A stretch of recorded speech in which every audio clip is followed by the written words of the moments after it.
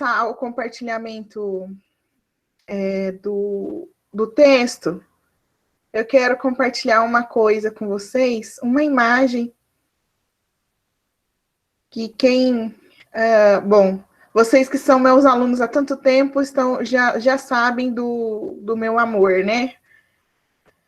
Acho que todo mundo deve ter visto ontem a notícia, né? Não sei se já está aparecendo para vocês. Eu lembrei aí. De você na hora, professora, juro. Ontem a gente perdeu, né, o pai da Mafalda, o Quino. E hoje de manhã eu acordei e vi essa imagem aqui no Instagram da Turma da Mônica. Na verdade, a Mônica e a Mafalda, elas têm a mesma idade. Elas foram criadas no mesmo ano.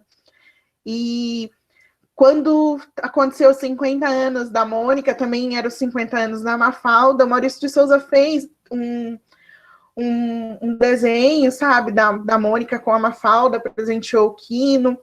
E, obviamente, não ia passar em branco, né? Ontem, aí hoje de manhã, quando eu vi, eu falei, não, eu vou ter que compartilhar isso aqui com os meus alunos, né?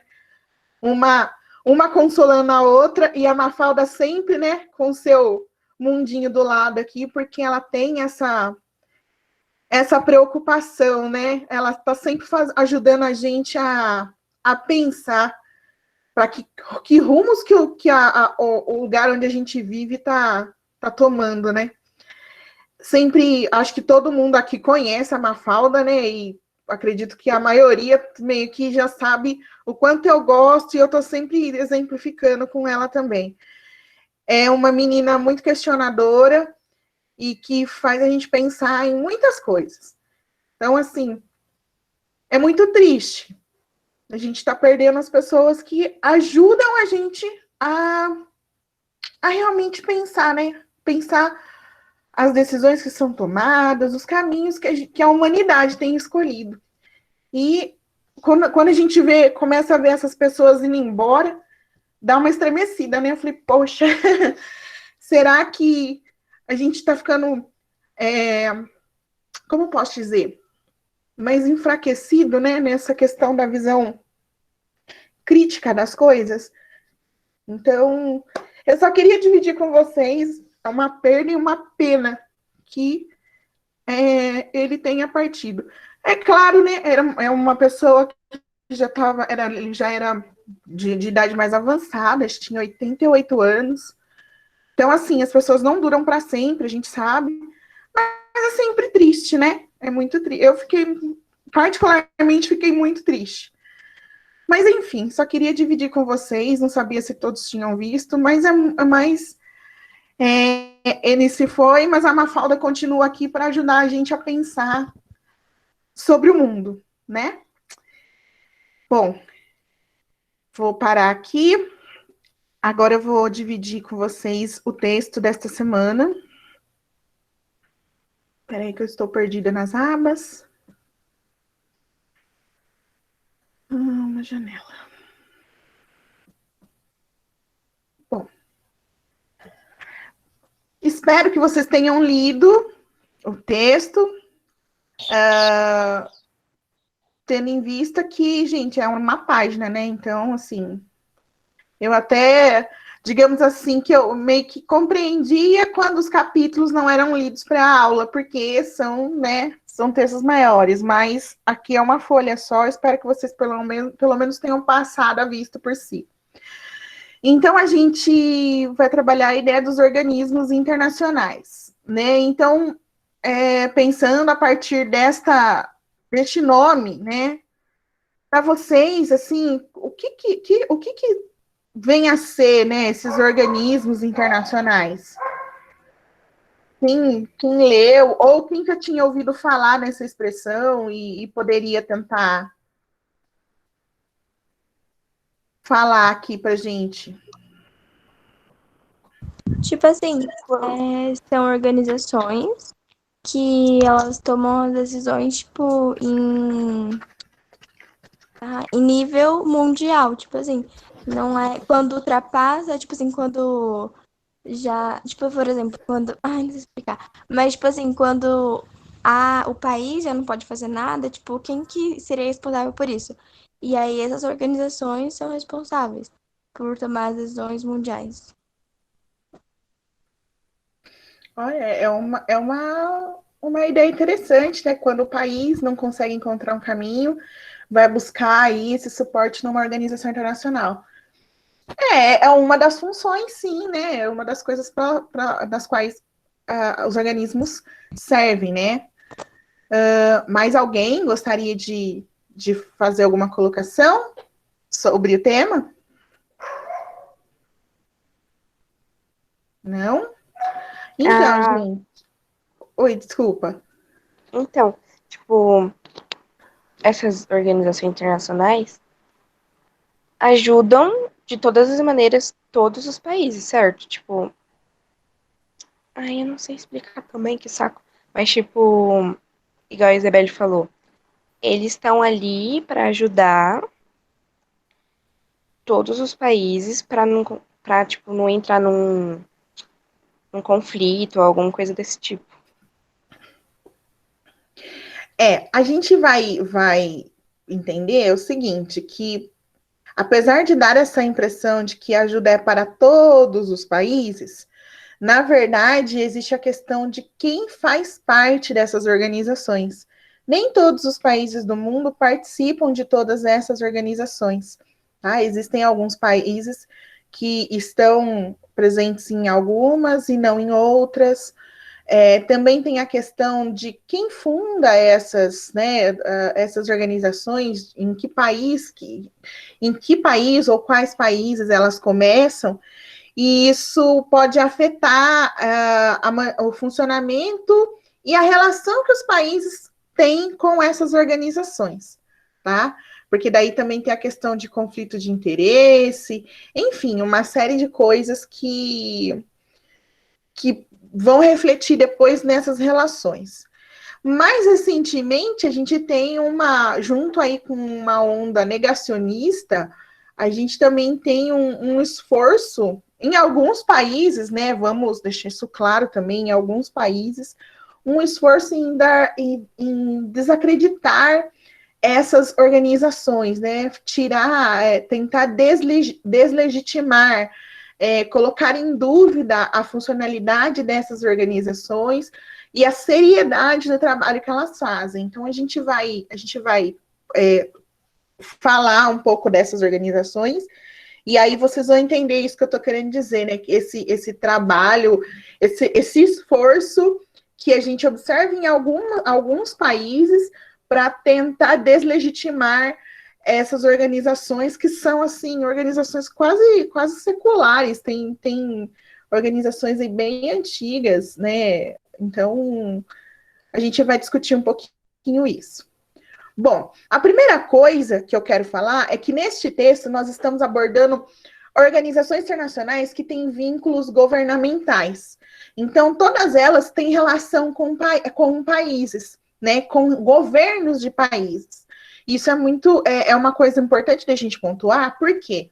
Porque existem outras organizações também de cunho internacional que atuam em diversas partes do mundo que não têm relação nenhuma com governo algum, que são as chamadas, né, organizações não governamentais, as famosas ONGs, né? Então, essas organizações que também são organizações internacionais, né, existem grandes, né, existem as ONGs locais e existem grandes ONGs, né, que atuam no mundo em diversas áreas. Elas funcionam de um jeito diferente e não têm este vínculo com os governos, tá? Então, elas têm um funcionamento um pouco diferente desses organismos que a gente vai tratar agora. Alguém pode me dar um exemplo de uma ONG que atua em diversas partes do mundo? Ó, a Cruz Vermelha, né, dona? É uma ONG? A Cruz Vermelha é uma ONG. Brabo. Mais alguém? A Cruz Vermelha é uma ONG de assistência, né, de saúde, né? Geralmente ela está presente em zonas de guerra, atendendo em campos de refugiados ou em lugares onde existem epidemias acontecendo. Alguém sabe mais alguma?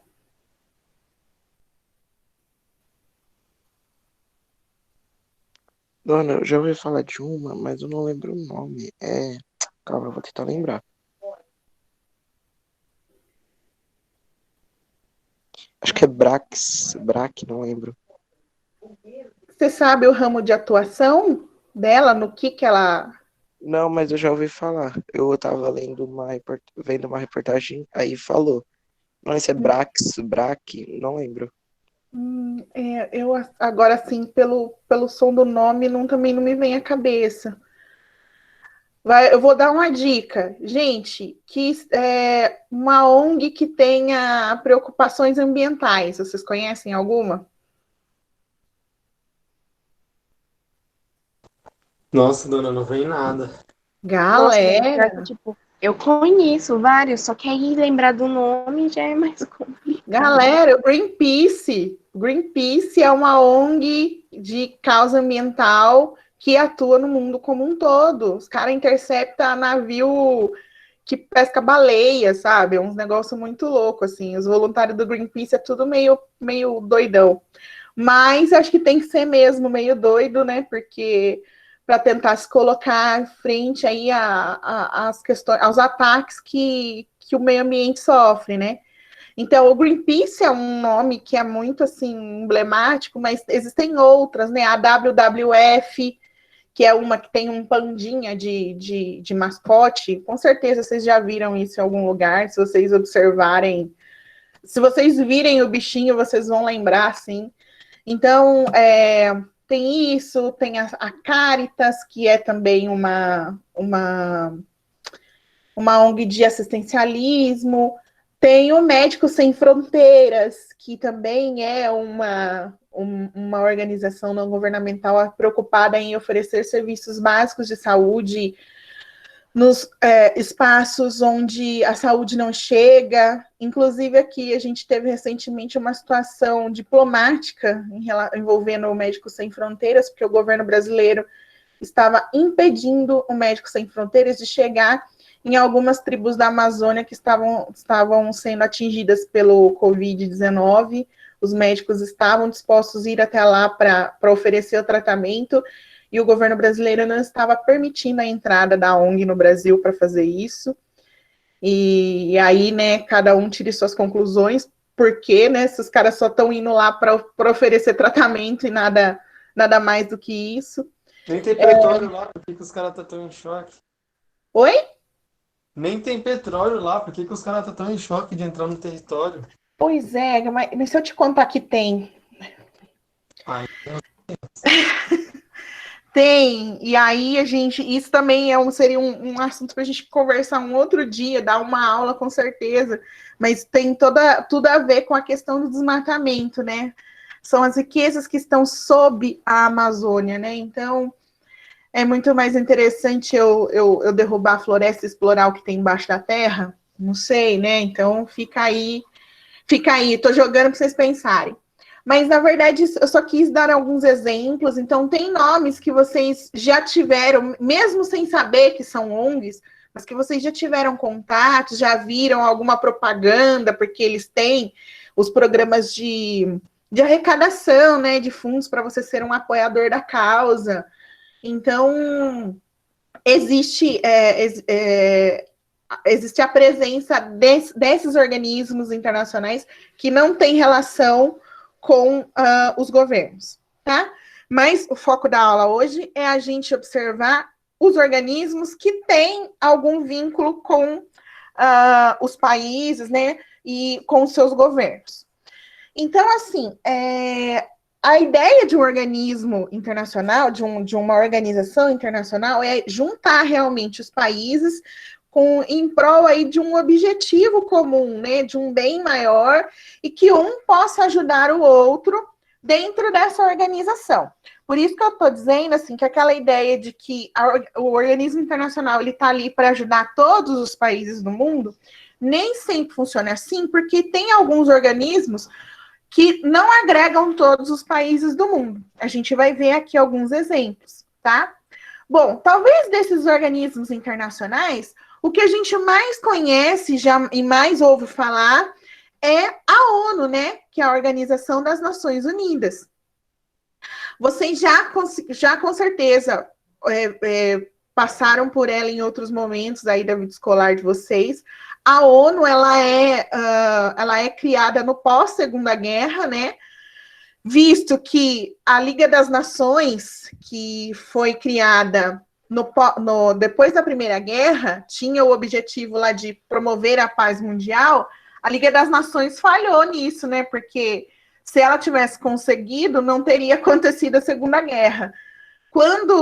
Então, depois da Segunda Guerra, quando as coisas começam a voltar para os eixos, os países começam a se reestruturar, vem a proposta da criação da ONU, e o objetivo principal da ONU era promover a paz mundial. A ONU, ela, na verdade, tem uma ramificação, ela tem várias subdivisões dentro dela, e agências que atuam especificamente em determinados assuntos. Por exemplo, a gente tem a Acnur, que é uma agência que é responsável pelas populações refugiadas no mundo. Então, a gente encontra dentro da página das Nações Unidas, o site da Acnur, ali você encontra informações sobre as populações refugiadas, quais são os lugares que mais estão, digamos assim, expulsando pessoas, para onde essas pessoas estão indo, que tipo de ajuda a gente pode oferecer para essas pessoas que estão refugiadas. Enfim, é um braço da ONU que cuida só dessa situação. A gente tem também a Unicef, que a Unicef é um braço da ONU que cuida das crianças e adolescentes do mundo.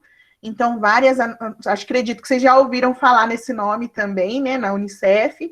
Então, ela se preocupa aí com a vida das populações mais jovens, das crianças e adolescentes. A Unesco, que é responsável por cuidar dos patrimônios histórico e cultural do mundo. Então, é uma parte da ONU muito importante também nessa preservação da memória, da história dos lugares. Dentro da ONU, a gente vai falar um pouquinho depois, também tem dois instrumentos muito importantes. Um que é a Corte Internacional de Justiça, que é o Tribunal de Haia, para onde são levados, né, os crimes internacionais e crimes de guerra, é onde a galera é julgada e condenada. E temos também o Conselho de Segurança, sendo o Conselho de Segurança talvez um dos mais importantes órgãos da ONU, e a gente já vai discutir por quê. Também temos a Assembleia Geral, que, né, começou, a Assembleia Geral começou, se eu não me engano, nesta última segunda-feira, ou foi segunda passada? A Assembleia Geral se reúne uma vez por ano para fazer discussões, para fazer a eleição dos membros rotativos do Conselho de Segurança, e todos os anos eles se reúnem. Este ano, por conta da pandemia, a Assembleia Geral está acontecendo de maneira virtual, então todas as reuniões estão sendo através, né, mediadas pela tecnologia, cada um no seu país. E, tradicionalmente, quem faz o discurso de abertura na Assembleia Geral das Nações Unidas é o Brasil. Então, se você não viu, recomendo que você procure o discurso de abertura das Nações Unidas, da Assembleia Geral das Nações Unidas, cujo discurso foi feito pelo presidente deste país. Só adianta, assim, que é peculiar o discurso, então acho que vale a pena vocês darem uma olhada, e assim vocês encontram discursos de outros momentos, porque o Brasil discursa na Assembleia, acho que se eu não me engano, acho que quem faz o discurso de abertura, desde a primeira Assembleia, é o Brasil, porque, veja, a ONU foi criada no pós-Segunda Guerra, a gente estava vivendo aquele momento do quê? Depois da Segunda Guerra, como que o mundo estava organizado? Ditadura militar. Mundo. Aqui a gente não estava na ditadura ainda. Capitalismo, socialismo, Guerra Fria, Estados Unidos. Uhul, Guerra Fria. Ah, Como a gente estava vivendo a Guerra Fria, então tinha aquela coisa, né? Eu vou deixar os Estados Unidos abrir a Assembleia, vou falar que eu estou puxando sardinha para os Estados Unidos, vou deixar a União Soviética abrir a Assembleia, vai falar que eu estou puxando sardinha para a União Soviética. Que tal a gente procurar alguém que seja mais neutro possível? E naquele momento, o Brasil não tinha treta com ninguém. O Brasil era mó de boa. Falou, beleza, eu converso com a União Soviética, eu converso com os Estados Unidos, eu converso com todo mundo. Quer trocar ideia, chega aí que eu tô pra conversar, entendeu? Então, como o Brasil era o cara de boa do rolê, convidaram o Brasil para fazer a abertura da Assembleia Geral. E isso se tornou uma tradição. Então, desde sempre, o Brasil faz a abertura da Assembleia Geral da ONU. Então, vocês podem procurar na internet, vocês vão encontrar. Existem uma diversidade aí de discursos, né? Dessa questão da abertura com os presidentes do Brasil, né? Desde o início das assembleias. E o mais recente também, né?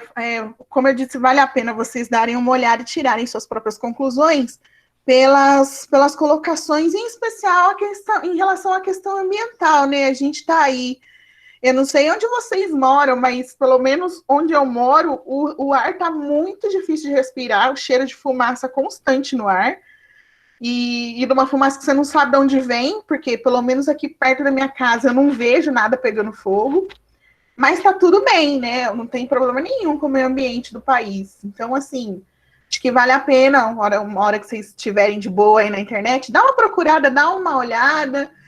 Medo Os de meninos se da irritar. eletiva. Oi? Medo de se irritar com o Bolsonaro mais uma vez.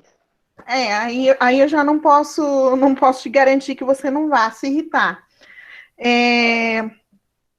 O pessoal da eletiva, né? Eu já vou dar a dica aí. Existem um monte de vlogs onde o pessoal fez análise do discurso, é bem interessante, assim, eles pontuando as falas, é muito legal. Enfim, fica aí uma dica para vocês procurarem num outro momento que vocês tiverem, e se vocês tiverem vontade também, galera, não é nada obrigatório, tá?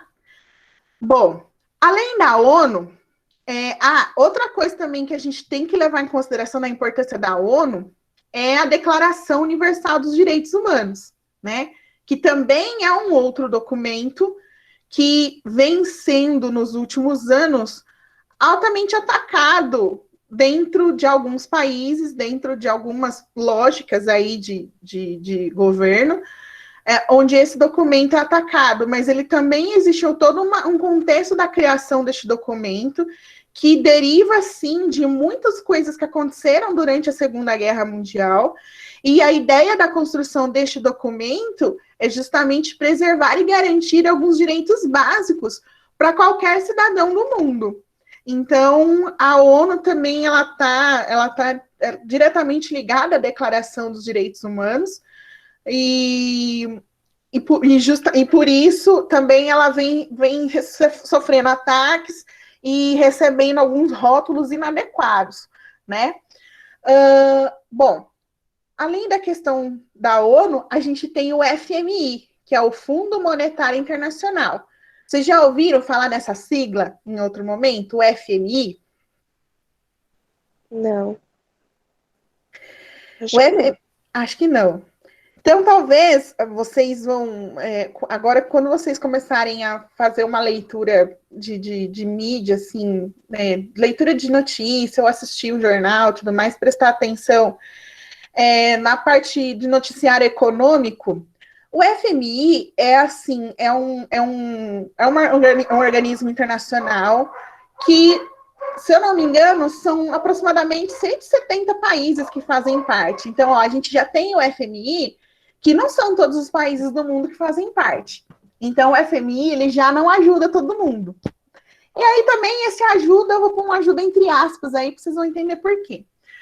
Fundo Monetário Internacional. Então, na verdade, o FMI é um grande banco, né? Onde todo mundo manda dinheiro. Então, assim, se tem dinheiro sobrando no seu país, você faz o repasse lá para o FMI. E aí tem o outro país que está precisando de grana, que não tem dinheiro. O que o FMI faz? Pega desse montante de dinheiro que todo mundo mandou para lá, para guardar no banco deles, e empresta para o país que está precisando. Claro, é igualzinho qualquer banco, galera. Vai emprestar, vai ter cobrança de juro, tem prazo para pagar. Afinal, ninguém dá dinheiro de graça para ninguém, não é verdade? A lógica do capitalismo não é essa. Então, eu empresto dinheiro para o país e o país vai se organizar para fazer depois o pagamento, vai devolver aquele dinheiro para a FMI. Só que qual que é a questão? Não é simplesmente ir lá pedir dinheiro emprestado e pagar. O FMI, ele empresta o dinheiro, mas ele coloca uma série de condições que o país deve cumprir para poder liberar esse dinheiro, tá?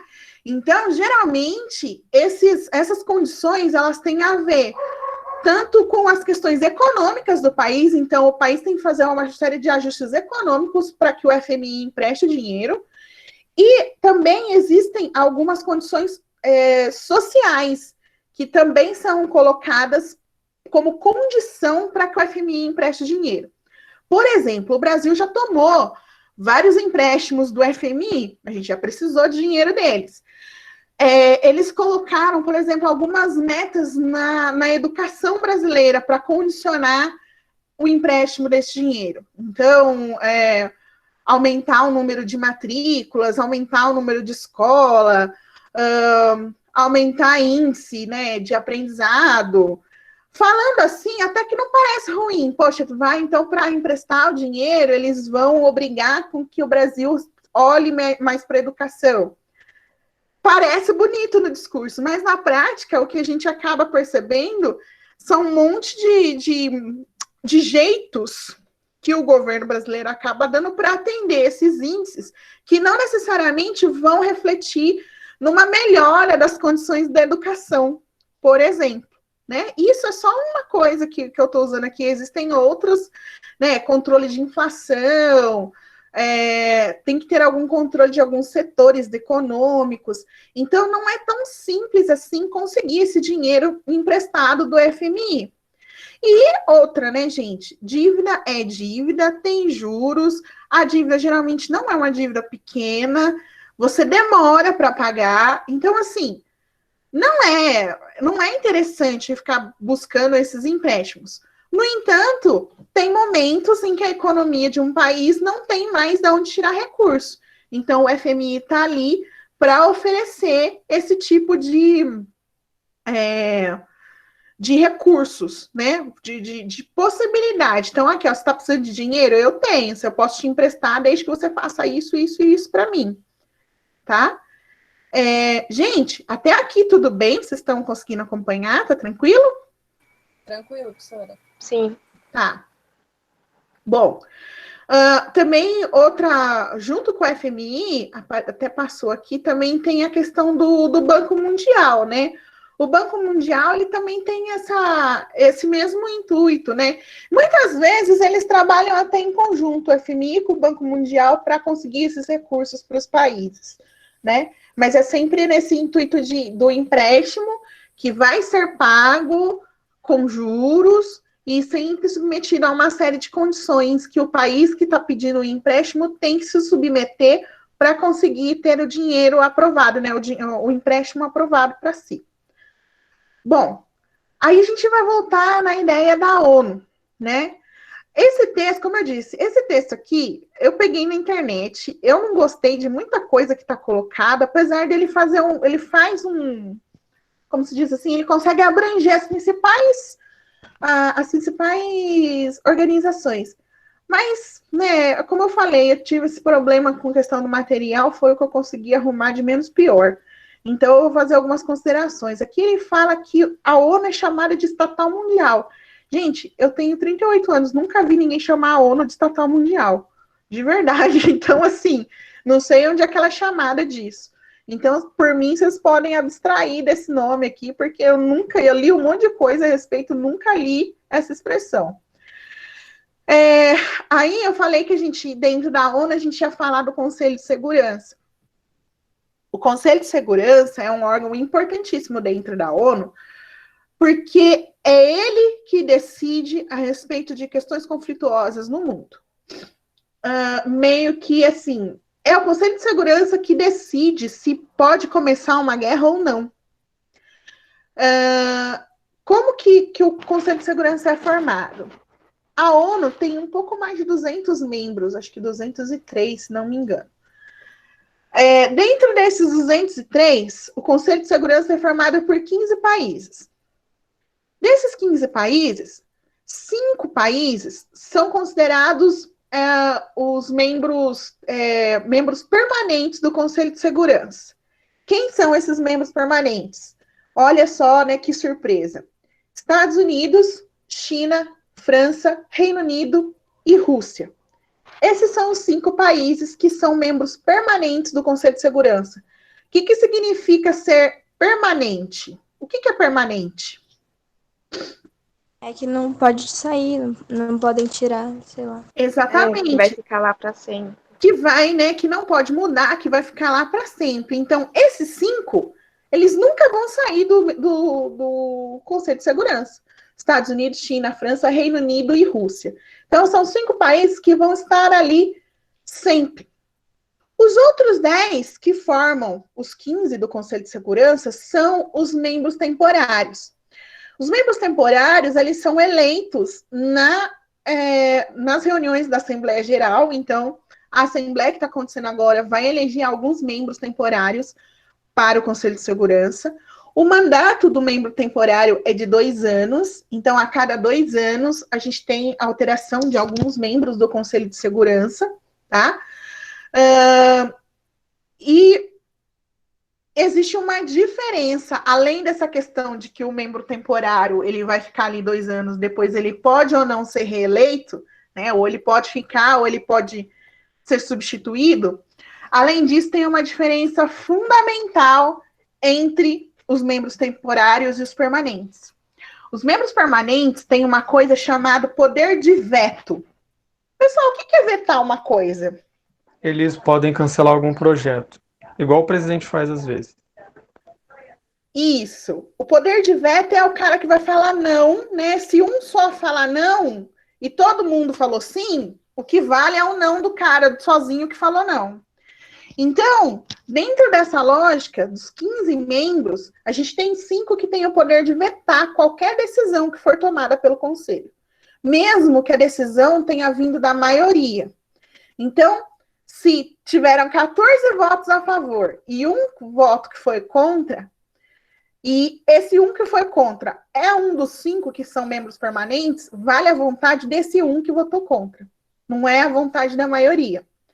Talvez a situação mais recente onde isso aconteceu em relação a votações importantes sobre evitar conflitos no Conselho de Segurança foi o que aconteceu em 2003, quando o Conselho de Segurança se reuniu para decidir sobre a invasão ou não do Iraque, depois, né, dos atentados de 11 de setembro, que os Estados Unidos queria, porque queria invadir o Iraque para procurar as armas de destruição em massa.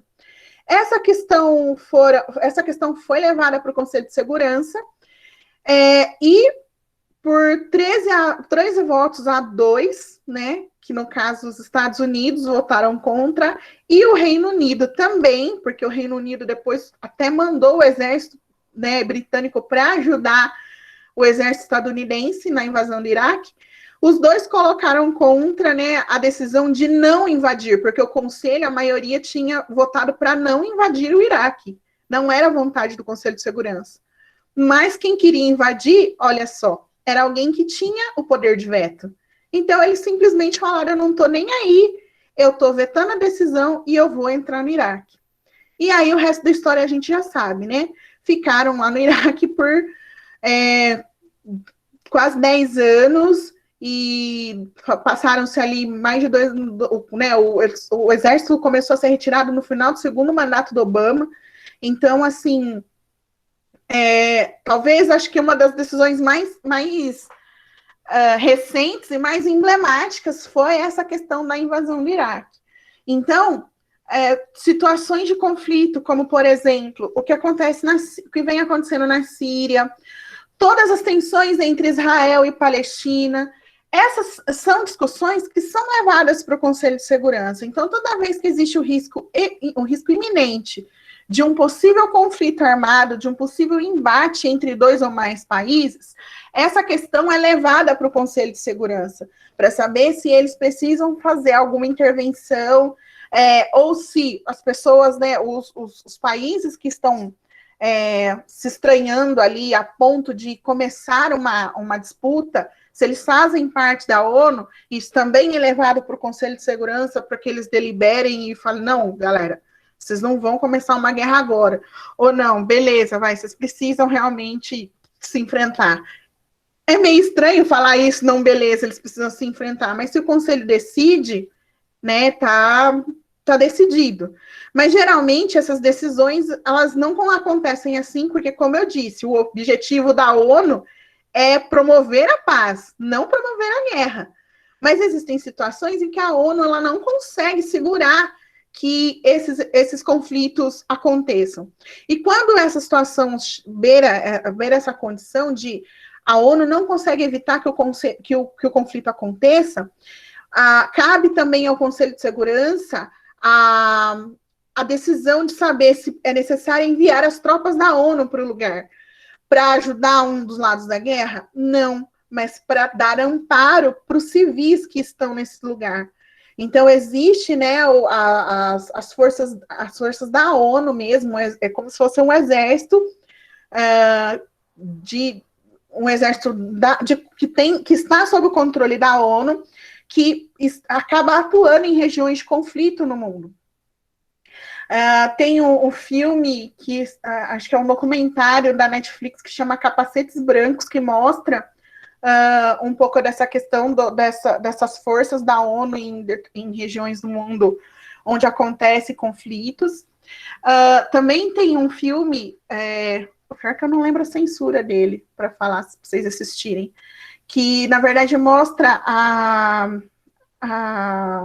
atuação de um diplomata brasileiro na ONU, que era o Sérgio, eu não lembro o sobrenome do homem, que vergonha, mas o nome do filme tá lá na Netflix também, o nome do filme é Sérgio, tá? É com o Wagner Moura. Então, eles mostram justamente o momento que esse diplomata brasileiro ele é convocado para ir para o Iraque para tentar resolver essa questão da invasão. E o prédio da ONU, ele é atacado num ataque terrorista, o prédio da ONU explode, e aí, né, bom, esse diplomata, ele morreu nesse atentado, então mostra a história, né, do trabalho, como é que esse brasileiro conseguiu chegar num cargo tão alto e tão importante da ONU, e como ele acaba perdendo a vida tentando fazer o que ele gostava de fazer, que era essa mediação de conflitos e tentar apaziguar as coisas, né? Então, foi um brasileiro muito notório, né? Ele tinha uma habilidade que poucas pessoas têm no mundo, né? De promover esses encontros com lideranças importantes para tentar chegar num acordo de paz, né? Então, fica a dica para vocês aí também, para vocês assistirem, para saber um pouquinho mais a respeito desse trabalho que a ONU faz. Sobre o Conselho de Segurança, gente, vocês entenderam como que funciona? A ideia dos permanentes, dos temporários, tudo Entendi. isso.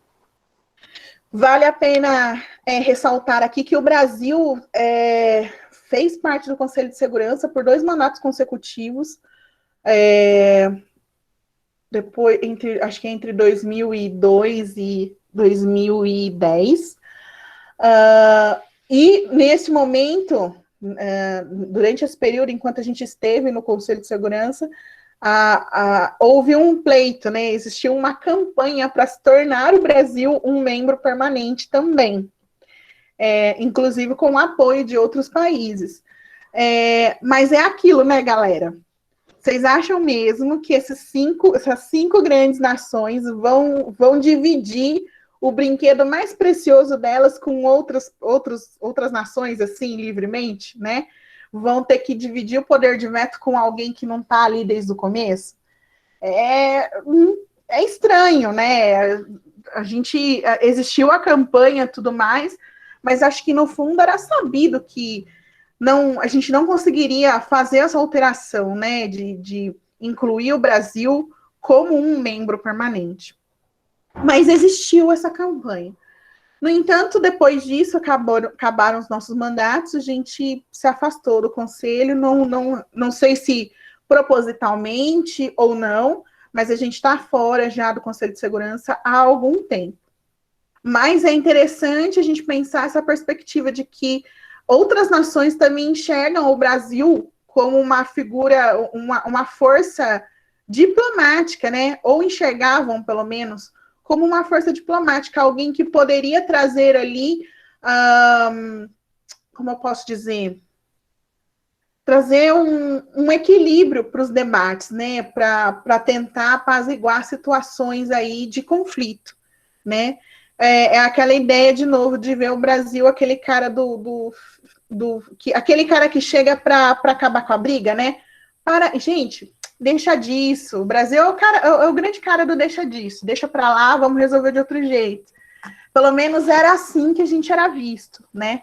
Hoje não dá para saber como que as pessoas estão vendo o Brasil, infelizmente. A nossa imagem internacional está bem abalada há algum tempo e aí cabe a nós ir reparando como as pessoas estão olhando para o nosso país, né? Bom, outra coisa importante que vocês têm que saber a respeito do FMI, que além dessa questão da maneira como eles emprestam o dinheiro, é também o momento em que ela foi criado. O FMI ele é criado em 1944. Olha só que coisa interessante, né? 1944, gente, também ali Final da guerra. Finalzinho de Segunda Guerra. Então percebam que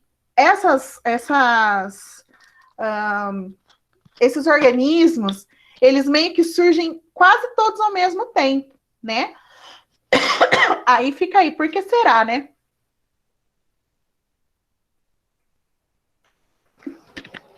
Por que será que foi tudo nesse momento, né? Porque o mundo estava precisando de ajuda para ser reerguido depois de duas guerras que destruíram a Europa, né? Que é importante colocar, né? A Europa que ficou arrasada depois das duas grandes guerras. Então, a gente vê que esses organismos eles foram surgindo e foram sendo criados mais ou menos nesse mesmo período. Bom, além disso, a gente tem a OTAN. A OTAN, desculpa pessoal, mas tá seco demais.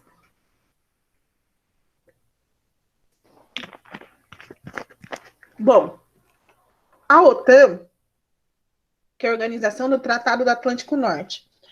A OTAN é uma organização militar que na verdade, ela surge durante a Guerra Fria em resposta ao Pacto de Varsóvia, né, que era também um acordo e uma organização militar do lado socialista.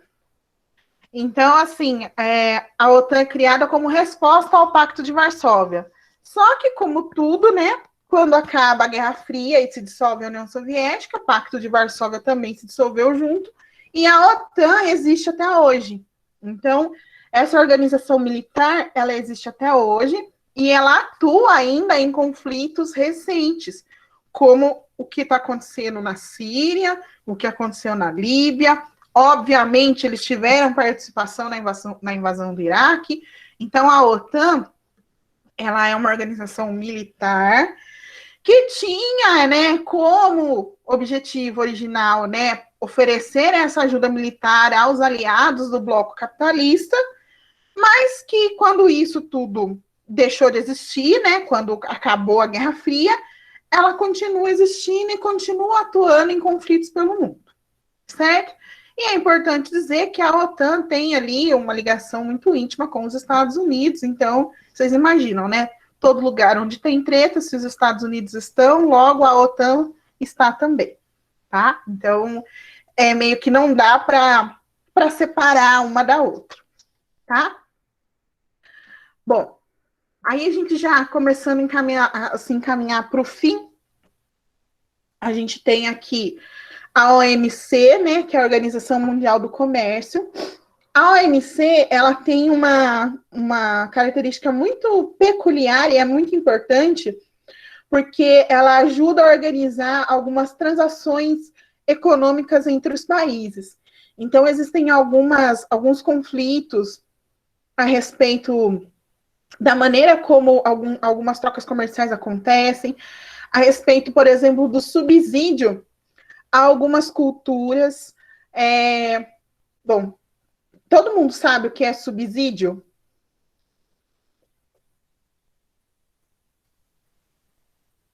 Não. Tá. Subsídio, pessoal, subsidiar é quando a gente coloca dinheiro em alguma coisa para que aquela coisa aconteça ou para que aquela coisa se torne mais barata. Então, vamos pegar um exemplo que foi uma coisa que foi parar em discussão na Organização Mundial do Comércio. A produção de algodão e a produção de soja no Brasil e nos Estados Unidos. São os dois principais concorrentes desses mercados, né, desses produtos primários do mundo.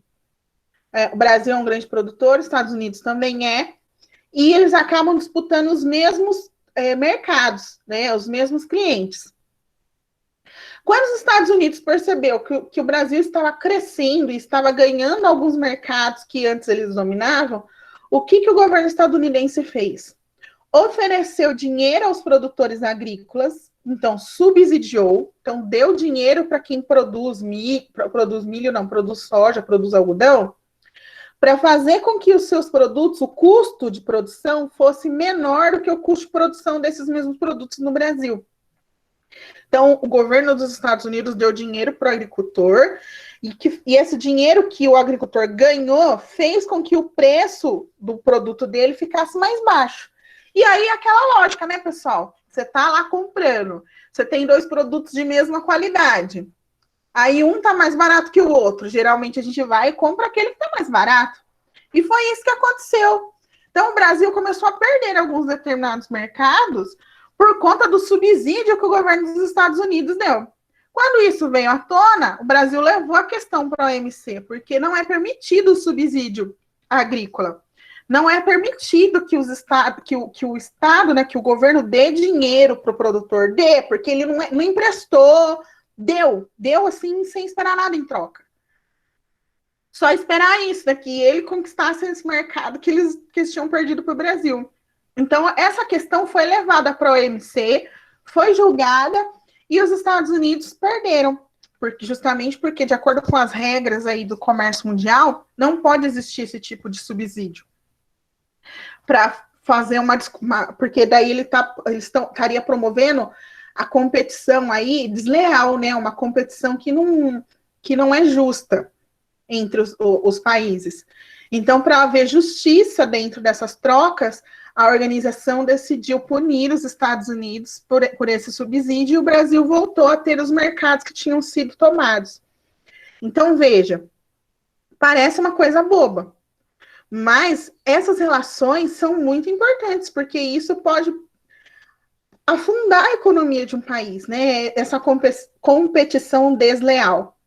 Então, a Organização Mundial do Comércio, ela tem esse objetivo de regulamentar e de ficar de olho na maneira como essas relações de comércio acontecem, para que elas aconteçam com a maior transparência possível, sem lesar ninguém, né? Que a competição entre os países seja uma competição justa. Tudo bem? Ficou claro, gente, qual que é o papel da OMC? Sim, ficou sim. Bom, além da OMC, a gente tem outros organismos aí, né? Como o BIRD, né? O Banco Internacional para a Reconstrução e Desenvolvimento. Então, também é um lugar onde que fornece empréstimos com algumas regras diferentes daquela que o FMI propõe. A gente tem aí a OEA, que é a Organização dos Estados Americanos. O Brasil faz parte da OEA, né? Porque se trata aqui, nós somos um país da América. a OCDE, que é a Organização para a Cooperação e Desenvolvimento, a OIT, que é a Organização Internacional do Trabalho. Essa organização é uma organização muito importante, principalmente no que diz aí respeito ao trabalho infantil, ao trabalho escravo. É uma organização que tenta, a gente sabe, ainda com muitos problemas, né? Porque a gente sabe, aqui no Brasil mesmo, nós temos problemas de trabalho análogo ao escravo, de trabalho com mão de obra infantil, mas a OIT, ela faz um trabalho pelo mundo tentando evitar, né, localizar onde esse tipo de coisa acontece e fazendo um trabalho para evitar que essas práticas sejam mantidas, tá?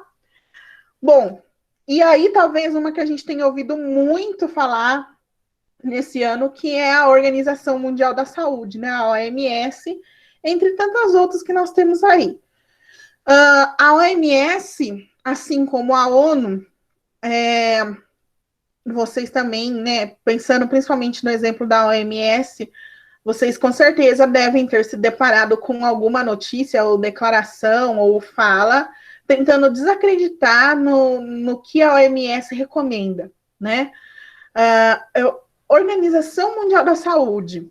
Nós estamos vivendo uma pandemia, estamos vivendo uma situação de uma doença nova que a gente está aprendendo a conhecer agora, e que todas as informações, elas estão, né, elas são passadas para a OMS, para que a OMS divida com o mundo quais são as melhores formas, né, da gente lidar com algo que a gente não conhece. E a gente consegue acompanhar, né, em falas de pessoas importantes, de pessoas que deveriam estar tendo muitas vezes uma postura de tentar trazer alguma calma para a gente nesse momento, e na verdade as falas acabam fazendo o contrário, né? Deixando a gente com medo, deixando a gente preocupado com a situação. E então existem uma série de acusações falando que a OMS, por exemplo, que a OMS está a serviço da China, logo a OMS é comunista. E a OMS, ela não tem como ser comunista, capitalista, anarquista, porque não é essa a função da OMS. A função da OMS, como eu disse, é tentar ajudar e regulamentar essas relações que têm a ver com a saúde humana. Por exemplo, tem uma outra situação que envolve o Brasil, que envolvia a OMC e a OMS, que foi durante a década de 90, quando o Brasil pediu a quebra da patente dos remédios que tratam o HIV, né? As pessoas que têm AIDS. Por quê? Com a quebra da patente, qualquer país poderia produzir esses medicamentos. E o intuito do Brasil durante a década de 90 era produzir o medicamento para distribuir para a sua população que tivesse a doença. Porque os estudos já apontavam que, mesmo ela não tendo cura, quem faz o tratamento com a medicação correta pode prolongar a sua vida, né? Não é uma sentença de morte. Então, para que a gente pudesse fazer isso, a patente do remédio deveria ser quebrada, porque eram remédios extremamente caros. E para um governo comprar e distribuir para a sua população, ia ficar muito caro. Então, o Brasil liderou e travou essa briga nessas duas organizações e conseguiu ganhar. Então, a gente conseguiu derrubar as patentes, o governo brasileiro, naquele momento, conseguiu derrubar as patentes para a fabricação desses remédios. Então, laboratórios brasileiros começaram a fabricar os remédios aqui que tratavam o HIV, e a partir disso que se instaurou toda essa rede que fornece esses medicamentos mensalmente para as pessoas que são acometidas com essa doença, fazendo com que as suas vidas sejam prolongadas por anos e anos, porque tem muitas pessoas que, fazendo o tratamento adequado, conseguem trabalhar, conseguem ter suas vidas, né, tocar suas vidas normalmente por muitos anos, né? Então, a expectativa de vida de quem tem acesso a esse tratamento aumenta muito. Então, assim, essas organizações, elas têm uma importância, tem uma relevância muito grande no cenário, né, no cenário internacional, fazendo e ajudando, né, os países a encontrar caminhos, né, a propor soluções também para os problemas que os afligem naquele momento, né? E é obviamente que algumas conquistas, como essa que eu dei o exemplo agora, né, de quando a gente conseguiu derrubar a patente dos medicamentos, não beneficiou só o Brasil. Infelizmente, essa é uma doença que atinge várias partes do mundo. Existem países do continente africano onde isso é uma epidemia, né? As crianças já nascem portadoras, muitas vezes, dessa doença. Então, baratear o custo de produção desses remédios foi uma esperança não só para a população brasileira, mas para todos os países onde ela acaba atingindo as populações. Então, só para fechar essa ideia, essas organizações, esses organismos internacionais, eles têm um propósito de existir. O objetivo é sempre buscar o maior bem-estar possível que se possa ali oferecer para as populações, e os países que fazem parte destes grupos, né, dessas organizações, obviamente, eles são beneficiados meio que automaticamente, beneficiados, ou existem decisões que são decisões que não são muito boas, então, mas qualquer decisão vai afetar todo mundo que faz parte da organização, né? Mas eu acho que vale a pena a gente olhar sempre para o lado positivo, né? Para as coisas positivas que esses organismos internacionais promovem, né? Que é sempre com o intuito de promover aí o bem-estar, promover a tranquilidade das relações entre os países e das suas populações. Tudo bem? Gente, tudo bem até aqui? Tudo bem. Professora. Tem alguma coisa que vocês gostariam de pontuar, de perguntar? Não, ficou bem explicadinho. Acho que não. Agora eu já posso fazer meu mapinha mental. Legal. Então, gente, hoje era um pouquinho mais curto mesmo, né? Como eu disse, o material que a gente tem aqui é um material mais curtinho. Daria para a gente falar mais um monte de coisa. É importante a gente falar que, com exceção dos bancos, né? Do Banco Mundial, do FMI, do BIRD, com exceção dos bancos, todas as outras organizações, elas funcionam a partir de financiamentos. Então, os países membros mandam dinheiro para essas organizações, tá? E, obviamente, também existe uma crítica, é que, geralmente, quem manda mais dinheiro, quem colabora mais, acaba também obtendo certas vantagens. Existe todo um questionamento, por exemplo, do financiamento dos Estados Unidos na ONU. A maior quantidade de dinheiro que é oferecida para a ONU sai dos Estados Unidos. Logo, existem as críticas dizendo que os Estados Unidos têm certo controle dos mecanismos da ONU. É uma coisa que dá para a gente pensar, né? Porque a gente sabe realmente que as relações aí, tudo que envolve dinheiro, tem sim as relações de poder envolvidas e que mais cedo ou mais tarde podem ser ali sacadas e utilizadas. Mas, de qualquer forma, mesmo aqueles que não conseguem mandar o mesmo volume de dinheiro, também são, né, agraciados e são beneficiados pelas decisões que são tomadas dentro dessas organizações, tá? Porque é aquilo, né, gente? Nada funciona sem dinheiro. E os organismos internacionais também são assim, como eu disse, com exceção dos bancos, que acabam gerando dinheiro a partir dos juros que cobram, né, através dos empréstimos, as outras todas precisam de financiamento, né? E quem manda esse dinheiro são os países que fazem parte. Tá bom?